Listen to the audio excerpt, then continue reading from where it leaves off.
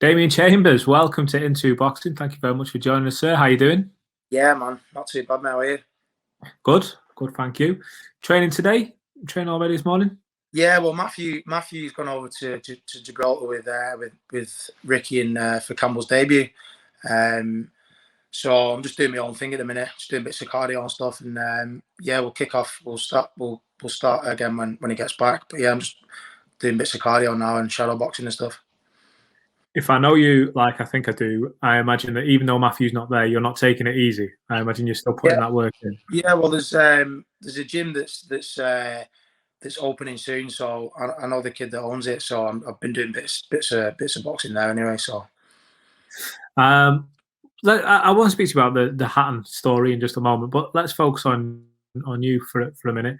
I saw a destructive finish that won you an area title, did the rounds on social media.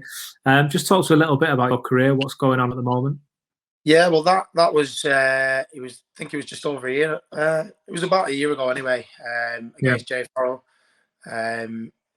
He called me out on, I think it was Twitter or something like that, and yeah, it was a good fight. It was a good fight in the pipeline. It was basically a 50-50 fight. So, I accepted. The fight went ahead. He put me down in the second round. I came back, finished him in the same round at the end of the same round. So yeah, it was a good explosive fight. It was always going to be fireworks, but it's not what we wanted. I wanted to drag it out, get the rounds in, because it was a 10-round fight, first 10-rounder. I wanted to get the rounds in. But yeah, I got the win anyway. So, and it was a good knockout. So it's classed as a TKO as well on BoxRec. I don't know why. What it is. Yeah, it's an interesting one, and with Matthew Hatton in your corner, you've obviously got experience there. You've got know-how of the industry, not just of the sport inside the ring. You've got quite a career to look forward to. Yeah, I mean, after that, I should have been non-stop fighting throughout the year. You know what I mean? But obviously, COVID happened and gyms closed, stuff like that. So I was a bit gutted about that, but because I basically just stopped training altogether at first, and then just enjoyed a bit of time out, and then got back in the gym when the gym's open for pros, and then we was looking at fighting in Latvia, in Riga. I think it was on the Golden Contract undercard, with the Jose and all them lot. Ricardo Bolotnik. Yeah, but I pulled out with an injury then. So then we rescheduled the fight. I think he fought someone else. The guy that was meant to fight fought someone else, and then we rescheduled the fight for I think it was like October. He pulled out, and then November he pulled. The fight got put back. It's been put back about 5 times basically. But the contracts got signed, and we was looking to fight in April. It's been put back to May now. So I'm just ticking over at the minute, But yeah, if another fight pops up, like a fight popped up a couple of weeks ago to fight Chris Billam-Smith, someone dropped out, so we was gonna go for that, but I'd not had my medical sorted, and it was like 2 weeks notice. So obviously we didn't have time, but yeah, I would have been fit and ready to go for that. Obviously it's not enough, only 2 weeks notice, but we would have gone for it still. And but yeah, obviously it was the medical. I need to get my medical sorted.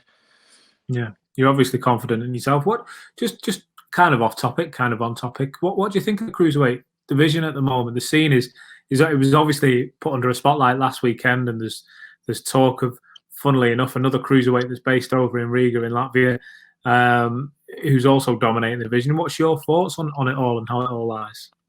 I think the cruiserweight division is one of the best divisions at the minute, especially domestically. You know what I mean? You've got like the top 10.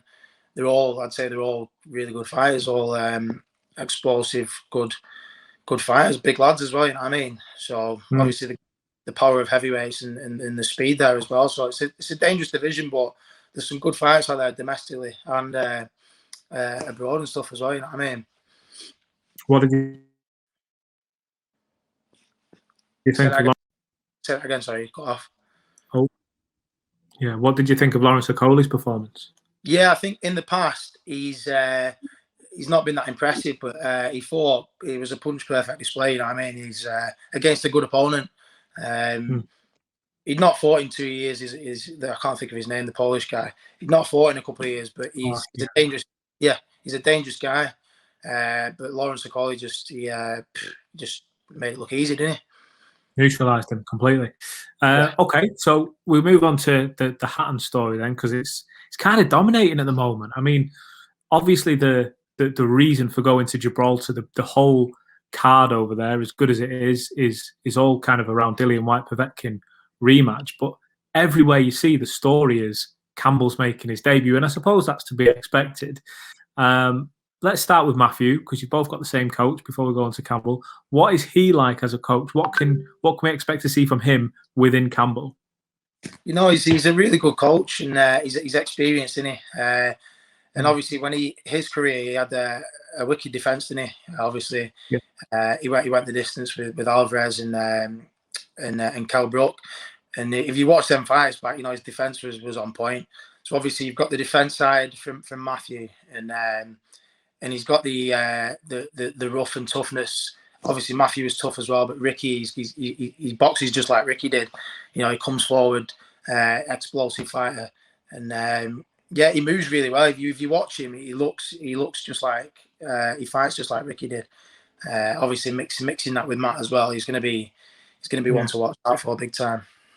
I know it's one of the oldest cliches in the game, but a happy fighter tends to be a dangerous fighter.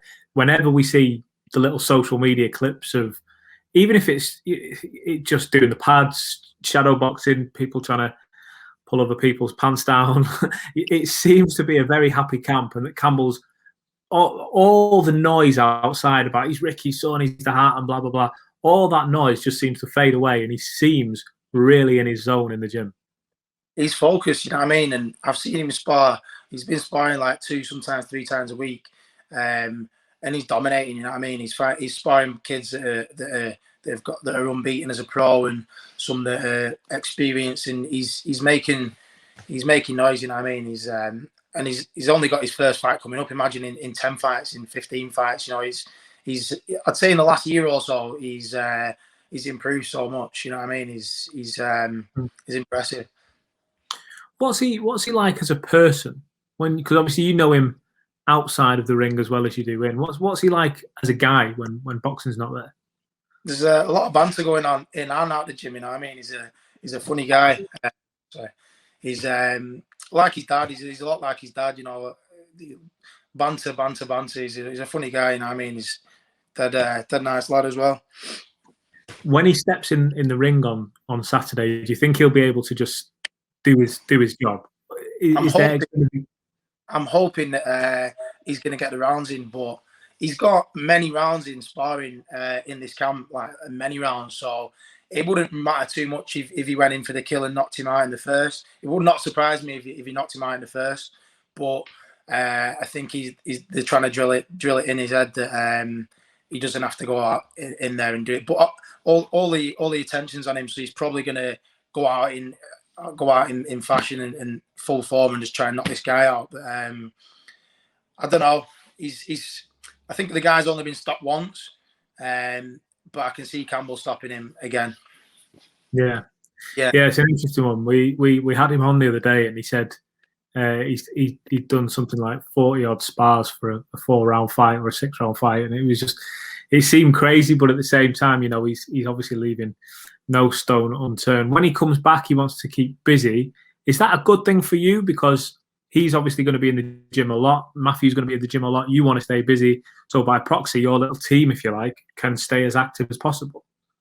Yeah, definitely. Like I've been training quite a lot anyway since like January. Well, even throughout lockdown and stuff like that. I've just been busy waiting for a fight. But obviously this Latvia one's it's going to come off at some point. If not, there's other fighters out there. We've been offered quite a few, but just need to get my medical sorted. But yeah, it's a good thing with Campbell being in Matchroom as well, because I'll get quite a lot of exposure as well, and the fights will be there for me. You know, people are going to like, who's this guy? You know, training with Campbell kind of thing. So yeah, it's a good thing really. Same for Luke as well. Luke in our gym as well. Luke Evans. Yes, you're right. And is that motivation? I guess because you want to stay busy, but like you say, you've got these extra eyeballs on you there because of you're just going to be around that. So you've got Matchroom there, the eyeballs there. You want to stay busy. What's what's the realistic goals for in the next kind of 18 months? Do you have anything more than just get out as often as I can? Do you have, like, I don't know, in 2 years, do you want British shots maybe or anything like that? Yeah, obviously I want the titles and stuff, but I only had eight amateur fights. I'm not that experienced. I'm picking up stuff on the way, and I've still got a lot to learn. But obviously I'm in a good position now at the minute to just keep. I don't really want to go back to fighting journeyman. So Matt knows the right direction to put me in. Like start off with the area title. He's not going to put me straight into a world fight, like a WB or anything like that. Like he knows how to step me up, kind of thing. And even like we got offered the Chris Bill and Smith fight when Juma when he pulled out, it'd be like a massive jump as well, going straight to a 12 rounder. But obviously in this division, it only takes one punch, doesn't it? And he's got a lot of experience holding me like that, but we had a similar record and stuff like that. So yeah, I think if the English title pops up or something like that, we'll step it up gradually, belt by belt. We'll get there eventually. But yeah, obviously I want to be fighting for the British title and stuff like that. Yeah, well, listen, mate, we can't wait to see you getting out there. It's an exciting division. You're an exciting fighter. Just before we let you go, put you on the spot, embarrass you a little bit. Do you want to send a good luck message to Campbell? Yeah, man, all the best, Campbell. Listen, I know he's going to do the business, and I have a good feeling he's going to stop him early on, if not round 1, round 2. But yeah, all the best, Campbell, and smash him up, mate. Top man. Well, listen, Chamber, it's always a pleasure. We look forward to speaking to you again in the future. Yeah, man, you too, mate. Take care, man.